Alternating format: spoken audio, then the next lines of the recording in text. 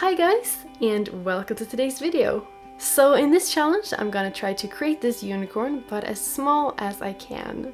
And my goal is to make it under 5 millimeters, which is really small. But anyways, let's get started. So I put on a micro lens on my camera to be able to show you what I'm doing.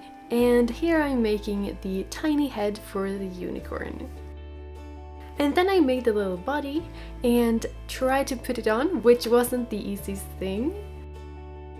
But then I made the ear, and something that was really annoying was that even the tiniest pieces of dirt would show up a lot on the camera. But anyways, I continued on making the second ear, and I then made the arms and the feet.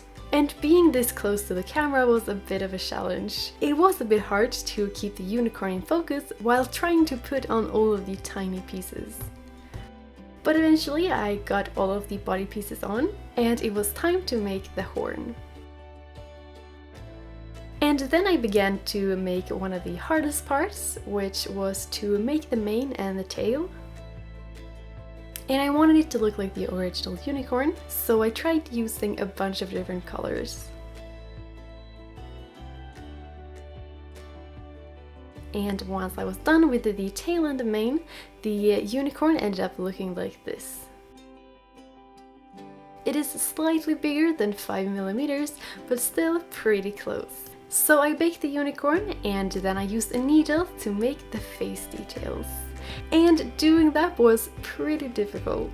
The mouth ended up being way too big, but other than that I think it looks pretty okay. And I decided not to glaze it, as I think that a layer on top of this tiny thing would be way too thick. But here is how the finished tiny unicorn ended up looking like. I think that the size difference looks pretty funny. The small one is about as big as the ear for the big one. But anyways, that was all for today's little challenge. Let me know in the comments how you think that I did and what videos you'd like to see next time. Have an awesome day, and I'll see you in the next video. Bye!